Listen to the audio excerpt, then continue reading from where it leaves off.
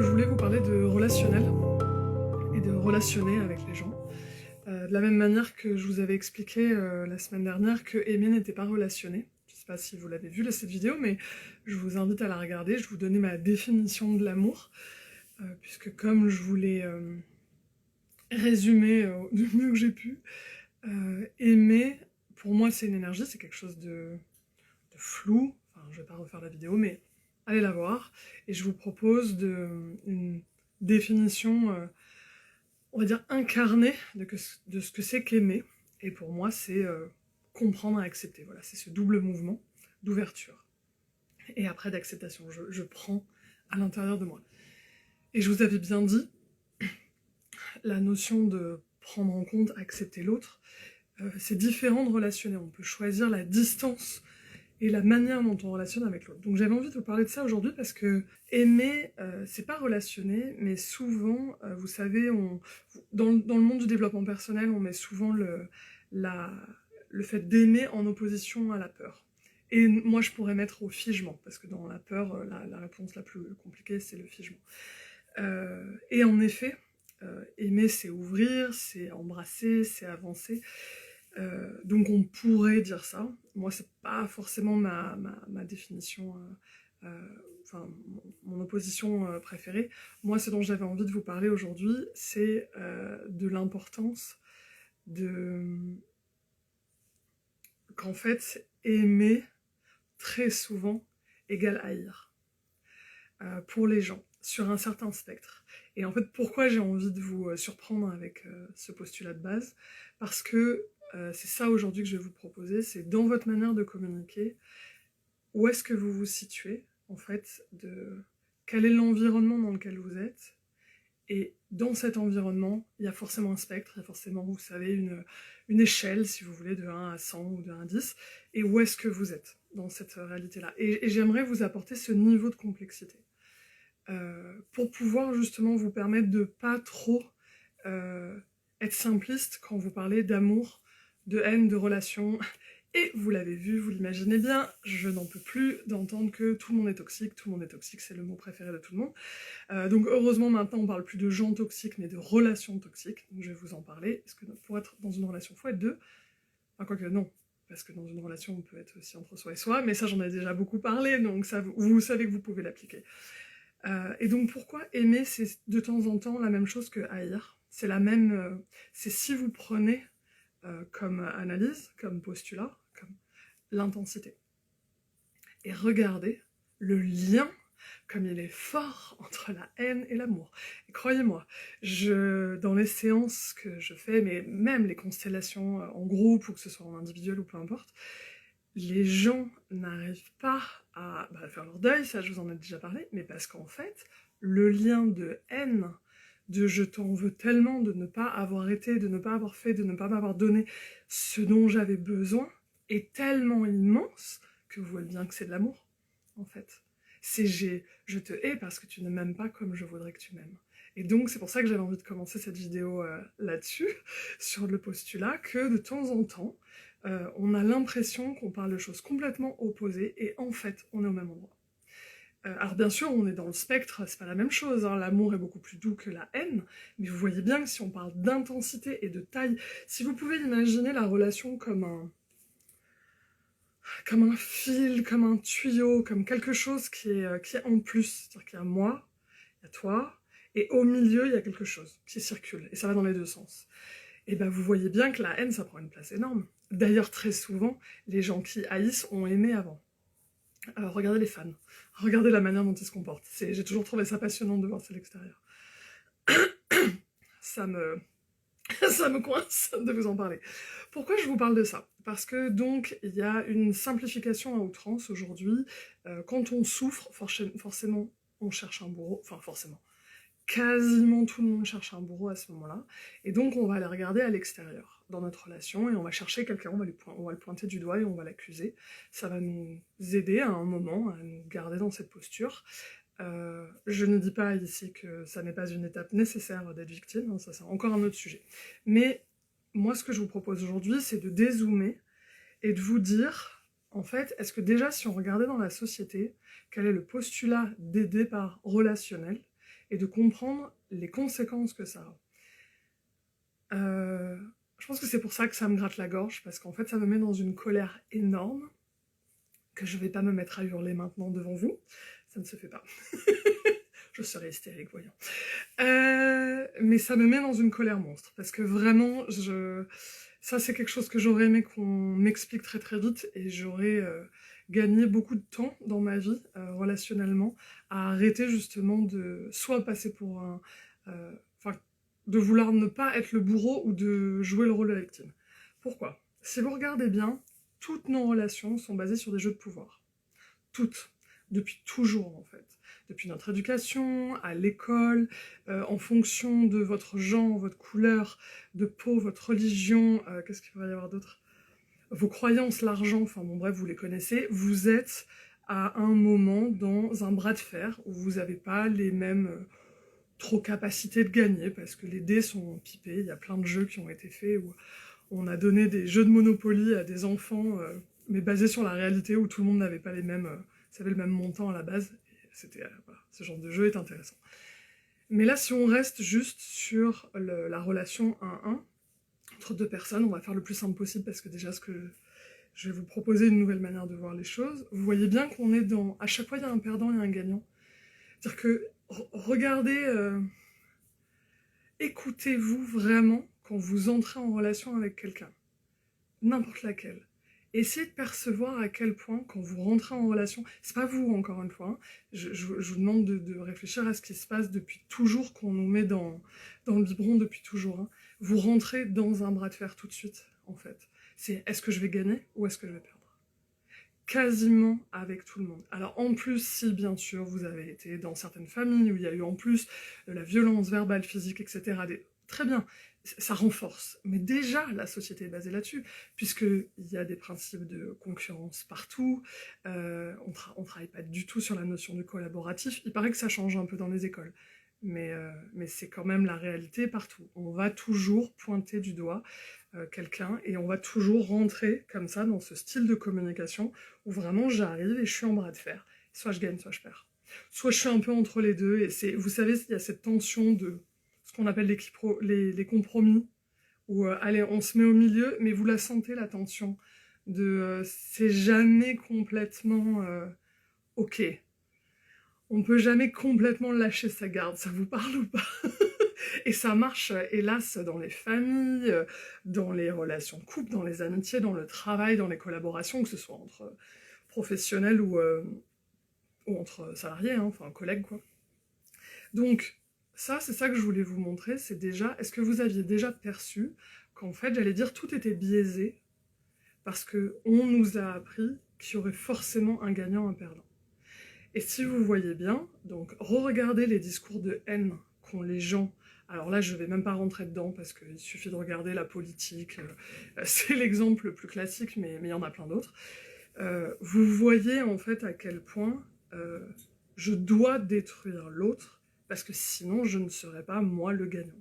Donc ça crée des choses comme ça complètement incroyables, et quand on est dans ce système, dans ce paradigme, on va dire, dans cette réalité qu'on nous propose quand même, hein, bah vous voyez bien qu'en fait le seul style de communication que vous avez, c'est soit passif, soit agressif. Une autre manière de le dire de manière mignonne, c'est le fameux paillasson hérisson, soit je m'écrase et on me marche dessus, soit je suis en mode hérisson, j'ai tous mes petits pics, et si tu m'approches, bon bah c'est toi qui as mal, quoi. Et vous voyez bien qu'on n'a pas le choix. Et en fait, c'est là où j'aimerais vous amener à quelque chose d'autre, c'est de vous dire, bah, quand je suis là-dedans, sentez à quel point c'est épuisant. Parce que à cet endroit, vraiment, hein, aimer peut être fatigant, parce que c'est tellement intense, on ressent tellement de choses, mais haïr, ou en tout cas être dans ce jeu de guerre, est ultra fatigant aussi. C'est l'intensité que ça nous prend en termes d'énergie, hein, c'est normal. On va dire que ce qui passe dans le tuyau est très très intense, très très fort. Là, ce que j'aurais envie de vous proposer, c'est de se dire, mais est-ce qu'il n'y a pas un autre paradigme qui existe? C'est-à-dire que on n'essaye pas de faire l'inverse, parce que vous voyez bien que ça marche pas. Puisque l'inverse de la haine, c'est l'amour, dans cette réalité-là, ça marche pas. Donc moi, ce que j'aimerais, c'est qu'on se pose la question, qu'on aille plus loin, et qu'on se dise, bah, c'est quoi du coup l'inverse de la haine? De cette intensité de haïr? Bah, c'est le désintérêt. Et vous le savez, parce que Si vous avez fait votre deuil, alors on va prendre l'exemple le plus simple d'un couple. Vous détestez l'autre. Vraiment, c'est la fin. Peu importe qui a quitté l'autre. Hein. On aime qu'il y ait toujours un méchant et qu'il y ait toujours un gentil, mais en vrai, c'est souvent deux personnes qui étaient de toute façon pas compatibles, donc en général, il vaut mieux que ça s'arrête. C'est la version la plus neutre que je pourrais avoir, et la position la plus neutre. Mais c'est d'imaginer, à un moment, vous le savez, il y a des gens, vous vous en fichez. C'est votre pire ennemi à l'école, ou c'était ce couple, vous lui en vouliez à mort, etc. Et des années après, en fait, vous allez pas stalker, comme on dit sur Facebook, Insta, TikTok, peu importe, vous en fichez, la personne fait sa vie, vous faites la vie, ça n'a plus d'intérêt, ça n'a plus d'impact sur vous. Et là, on est dans un autre paradigme. C'est-à-dire que là, si vous regardez bien, il y a plus ce jeu de moins ou de plus. Il y a une très jolie chanson en jazz que j'aime beaucoup chanter, qui s'appelle I Wish You Love, et qui, moi, m'aide dans mes deuils, parce que c'est vraiment ça, c'est terminé entre nous, et je te souhaite l'amour. Je te souhaite le meilleur. Je sors du plus-moins pour aller vers un plus-plus. C'est pas ensemble, je peux être triste ou soulagée, ou les deux, ou en colère, peu importe. Mais en tout cas, la relation n'est plus, et une fois que je l'accepte, une fois que c'est la réalité, je peux passer à autre chose. Je peux passer à bon bah en fait, si moi je relationne pas avec toi, bah je te souhaite de relationner avec d'autres gens et que ça se passe bien en fait. Et moi je me souhaite à moi, sincèrement, de vivre la même chose. Ou en tout cas de vivre des choses. Et c'est la même chose. C'est-à-dire que c'est ce fameux, vous l'avez peut-être entendu, le fameux couper les liens. Moi, je dis souvent aux gens, arrêtez de les couper. En fait, ils vont se désintégrer naturellement. Vous voyez, c'est du compost. En fait, quand vous n'entretenez plus la relation dans ce jeu de pouvoir, de manipulation, on va le voir après, en fait, ça devient du compost, ça s'effrite, il n'y a plus rien. Donc, en fait, vous passez naturellement à la suite. Et pourquoi pas arriver dans mon utopie. Je devrais mettre des petits cœurs et des petites licornes qui se baladent. Mais je crois vraiment que si on y arrive, et je vais continuer à faire mes vidéos, mes espaces, mes groupes, pour ça, si on y arrive, on a une possibilité de vraiment renverser les choses sur plein de plans. Vous allez le voir. Une utopie où on est dans l'amour, mais l'amour comme je vous le proposais, c'est-à-dire de prendre l'autre comme une part de soi, de s'ouvrir à la compréhension. On veut le mieux pour l'autre comme on veut le mieux pour soi. Et là, ça change tout. Parce qu'on est dans une logique, alors, désolé pour l'anglicisme, mais de win-win, qui fait très marketing business, j'en suis navrée. On peut parler de consensus, mais c'est-à-dire que là, on n'est plus du tout... Je vous en avais déjà parlé dans une autre vidéo, tous les coups c'était écosystème et écosystème, où je vous avais pris l'exemple des jeux pour enfants. Je vous avais dit, il y a deux postures. Il y a soit, vous savez, ces jeux de balancelle, là, ou de balançoire, je sais plus comment on appelle, je crois que c'est... Bon, je sais toujours pas, j'ai toujours pas regardé. Où en effet, il y en a un qui est en bas et un qui est en haut. Donc ça, c'est le principe du perdant-gagnant, de l'espace de manipulation de jeu de pouvoir. Et de l'autre côté, vous avez les tourniquets, où en fait, si vous vous complétez bien, bah, soit les deux ils s'amusent, ils poussent, puis ça avance plus vite, soit il y en a un qui s'arrête et qui se laisse porter, soit il y en a un qui a envie, qui a plein d'énergie et qui va lui avancer le tourniquet et l'autre, etc. Et vous voyez bien, et ça a déjà dû vous arriver, enfin j'espère, ces moments dans la vie où vous avez l'impression de pas en faire assez, de pas être assez, et en fait pour l'autre c'est juste fabuleux, et l'autre profite énormément juste en étant lui-même. C'est ces moments aussi où on arrive dans des états un peu de grâce quand on travaille avec des gens, où on se rend compte qu'on est parfaitement compatibles et parfaitement complémentaires. Et donc il faut surtout pas changer l'autre. Donc vous voyez qu'en termes de relation, enfin on arrive dans un endroit génial où on a le droit d'être soi-même. Parce qu'en fait, on a besoin que l'autre soit lui-même pour nous laisser l'espace pour être nous. Et du coup, moi, je fais que ce que j'ai. C'est-à-dire là où je suis douée, là où naturellement j'ai mes talents, j'ai mes dons, je les ai travaillés, et l'autre en face va faire exactement la même chose. Et si on est au bon endroit, waouh, là vous imaginez le puzzle, vous savez, ça me fait toujours penser à Tetris, quand on a toutes les lignes et on a plein de points et on gagne plein de choses. Voilà, moi ça me fait ça dans mon corps de ça se pose et c'est parfaitement bien rangé, organisé, complémentaire. Ça, c'est le consensus. C'est l'inverse du compromis. Et ce qui est intéressant dans le consensus, c'est que vraiment on en sort chacun avec cette double sensation de je suis nourri, je suis rempli, c'est fabuleux.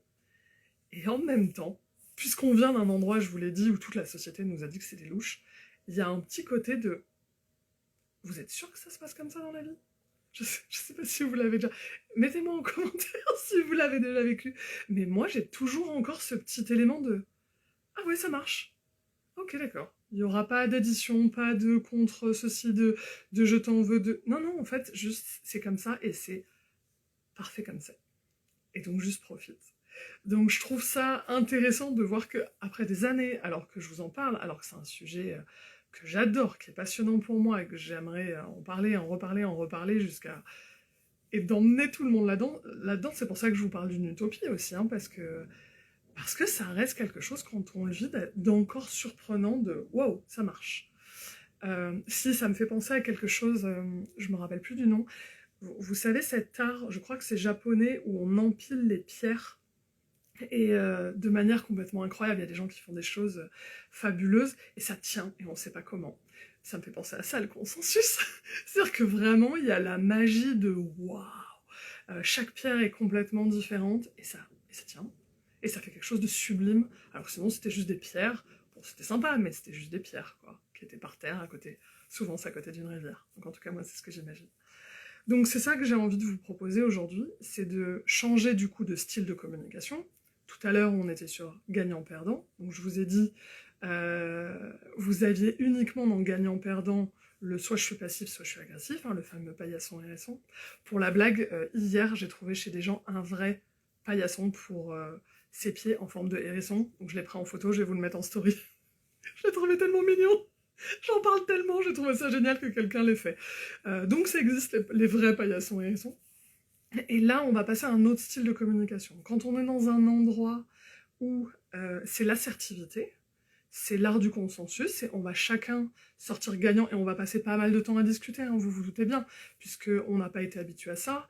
Il faut avoir une bonne connaissance de soi, de ses besoins, de ses valeurs, de ses capacités, de ses talents, de son rythme aussi.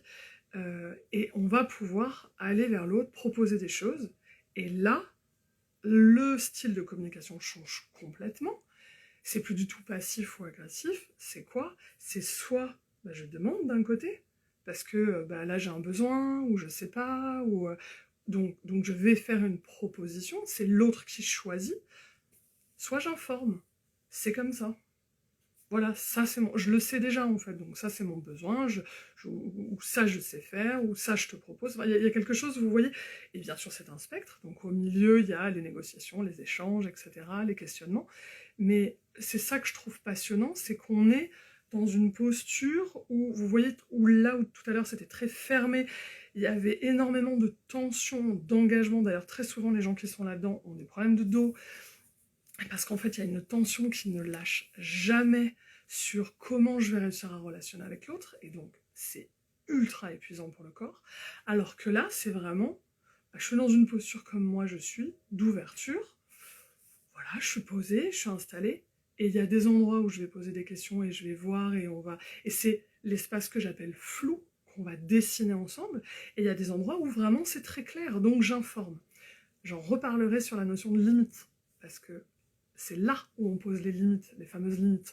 Mais bon, là, si j'ouvre là-dedans, la vidéo, elle va faire 45 minutes. J'essaye de pas trop dépasser les 30. Donc j'en reparlerai. Mais vous voyez que quand j'informe, c'est comme ça, je le sais. J'aime manger ça, j'aime pas manger ça. Là, il n'y a pas de question à poser. Si, peut-être la question que vous pouvez poser, c'est est-ce que c'est toi qui cuisines ou est-ce que c'est moi qui cuisine? Si on est dans toujours ce jeu relationnel. Mais vous voyez que sinon, il n'y a pas besoin. Donc ça, voilà, c'était ça que je vous proposais, c'était de...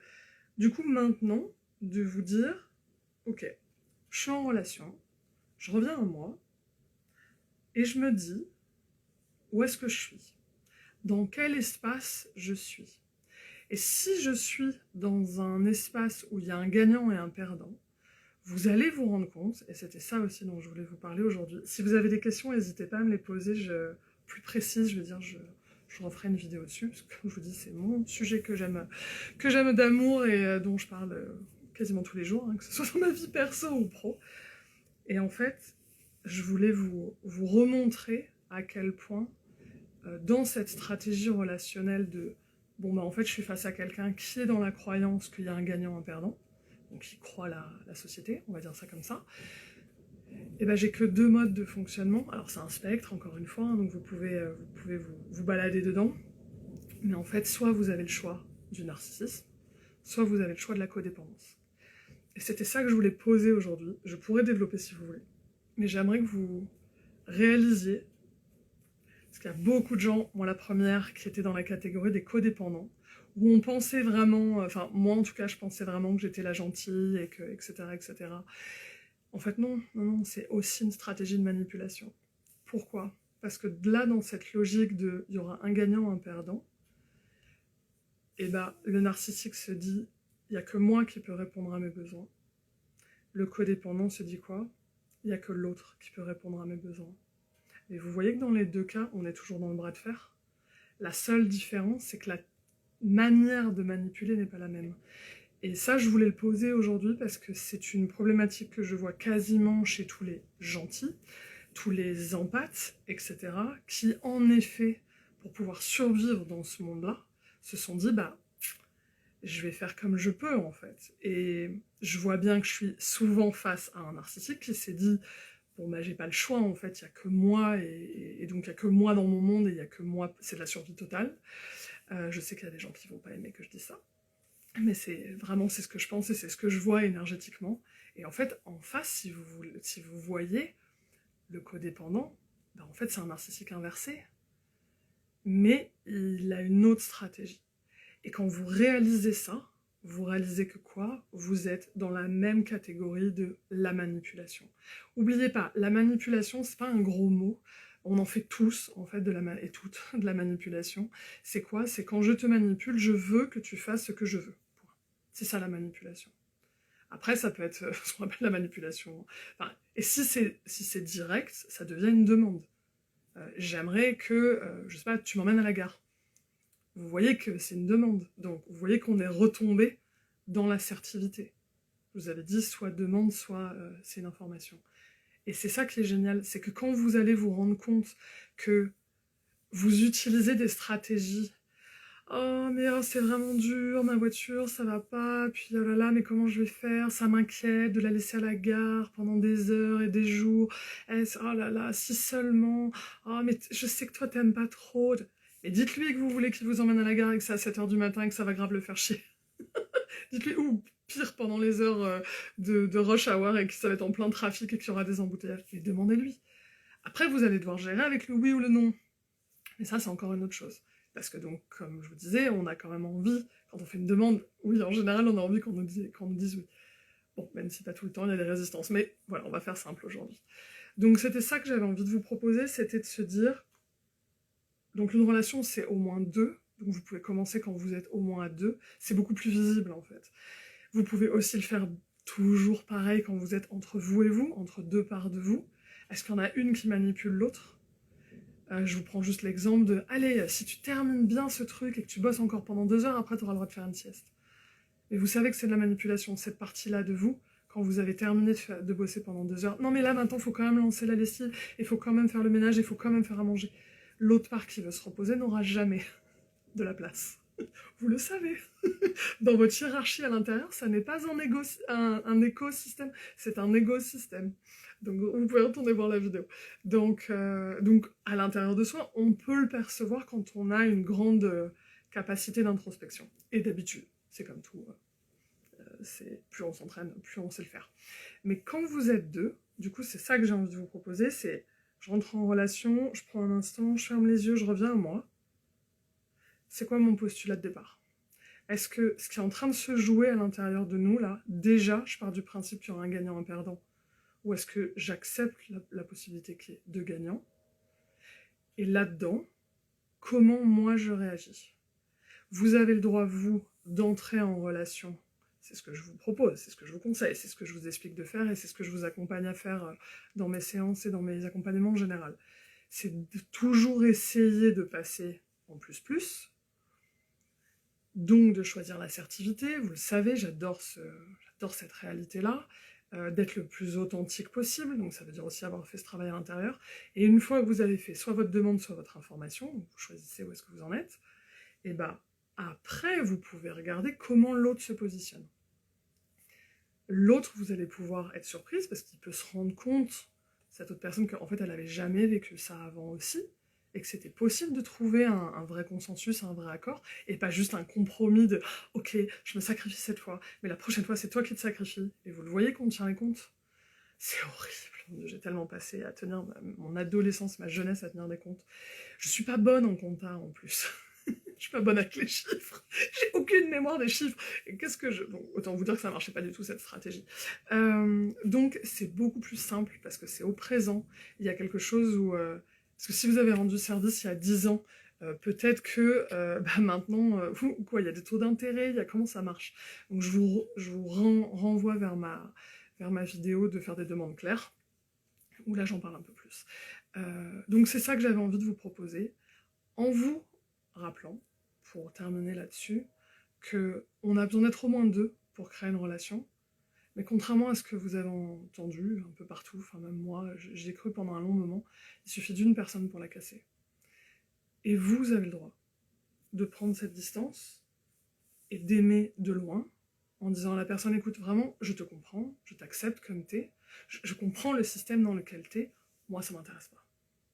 Moi j'ai pas envie de relationner comme ça, parce que vous allez vous rendre compte, sinon on revient sur, bon bah, si c'est plus-moins et que je veux rendre l'autre heureux, je suis obligée de le laisser gagner, donc je suis obligée à chaque fois de perdre, je suis obligée à chaque fois de me sacrifier. Et ça n'est pas écologique. Et donc c'est pour ça que je vous disais tout à l'heure, je souhaite, mais vraiment c'est un immense souhait qu'on s'entraîne à faire ça.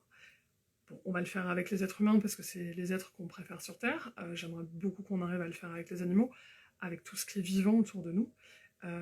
C'est pour ça que j'aime autant la voix chamanique et que quand j'en parle, je pleure, et que je vous propose voilà, des espaces comme les 13 mers, etc. C'est vraiment pour vivre cette réalité, parce que vous voyez bien qu'on ne prend pas du tout en compte, et quand on est face à des animaux, ou face à le vivant, des arbres, de la végétation, des fleurs, des rivières, peu importe, vous voyez bien qu'on n'est pas du tout dans cette logique-là, du win-win.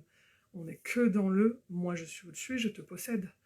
Donc, bon, vu que nous, on n'aime pas vraiment ressentir ça quand quelqu'un nous le fait, on pourrait se dire que, bah, même si un arbre ne sait pas parler, c'est quand même... Enfin, certaines personnes y arrivent, mais voilà. C'est quelque chose que je vous invite à faire. Ça peut avoir des immenses conséquences sur Terre, dans notre rapport à tout, en fait, à tout ce qui est vivant, sur toutes les formes.